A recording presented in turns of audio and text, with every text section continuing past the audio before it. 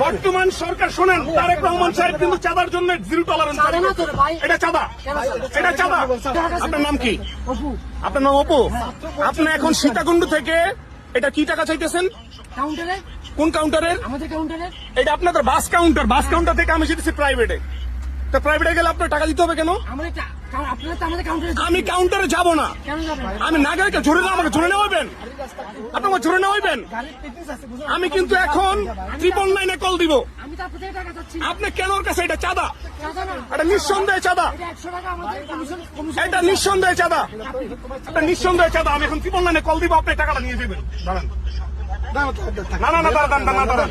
আমি বলতেছি আমরা এখন ছাত্র মানুষ, প্রত্যেকটা ছাত্র এখানে আসছে। আপনার টাকাটা কেন নিবেন?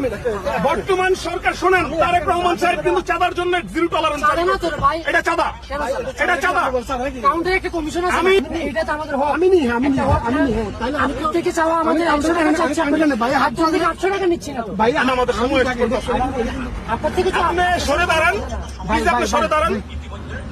বর্তমান সরকার তারেক রহমান সাহেব চাঁদার জন্য জিরো টলারেন্স জারি করতে জানেন। এটা নিঃসন্দেহে চাঁদা, এটা নিঃসন্দেহে চাঁদা।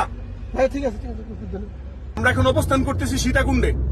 ঠিক সীতাকুণ্ডে বাস স্টেশন থেকে আমরা প্রাইভেটে করে আমরা ঢাকার উদ্দেশ্যে রওনা হয়েছি। এখন কথা হচ্ছে, দেখলেন কিভাবে তারা চাঁদার জন্য আমাদের কাছে মানে একটা চাপ প্রয়োগ করলো আমাদের ড্রাইভারের কাছে, তাকে টাকা দিতেই হবে। সে বলতেছে তার ইস্টার্নের দোহাই দিতেছে, এটা নাকি তার পরিষেবার চাঁদা।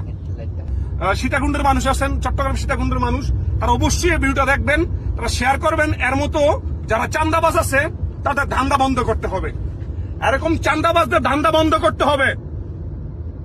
কথা বলছেন? এটা কোনো যুক্তি আছে? সে ড্রাইভারের কাছে সে টাকা চাইলে আপনি টাকা দেন, তারা বাসের কাউন্টারে যাবে, আমাকে জোরে নিবে আমার কাছ থেকে। বলছি তাদেরকে বাসে যাবো। আমরা টোটাল ঘটনা কিন্তু আপনাদেরকে আমি শেয়ার করলাম। আপনারা প্রচুর পরিমাণে শেয়ার করবেন। বাংলাদেশের আনাচে কানাচে বিভিন্ন রোডের মধ্যে কিন্তু এরকম এই মানে সিটির নামে, পৌরসভার নামে, তারা কিন্তু ইউনিয়নের নামে কিন্তু চাঁদা তোলে। এটা কতটুকু যুক্তিক বা এটা কতটুকু যুক্তিক আমি জানতে চাই, ভিডিওর মাধ্যমে আপনারা জানাবেন। খুবই আমরা দুঃখ পাইছি। আমি একটু দেখাই, ছাত্রদের নিয়ে আসছি, এখানেও আমার অনেকগুলো ছাত্র, আমি সবাইকে নিয়ে আসছি কিন্তু ট্যুরের উদ্দেশ্যে আমরা আজকে ঘুরতে বেরিয়েছি। আজকে আমাদের সাথে কিন্তু এই কাজটা করছে। এটা খুবই অত্যন্ত দুঃখজনক, এটা খুবই অত্যন্ত দুঃখজনক। প্রতিবাদ আমরা চাই, আর তার অন্তত আইনগত ব্যবস্থা দিবেন যারা সীতাকুণ্ডের মানুষ আছেন।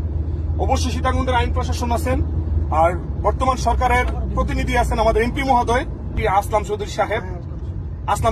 আপনি যথেষ্ট সম্মানী, আপনার সম্মান অনেক। এদের লোকের জন্য আমি চাই না আপনাদের আসনের একটা দুর্নাম বদনাম হোক, আপনি তার জন্য ব্যবস্থা নেবেন। সবাই ভালো থাকবেন। আল্লাহ হাফেজ। আসসালামু আলাইকুম ওয়া রাহমাতুল্লাহ।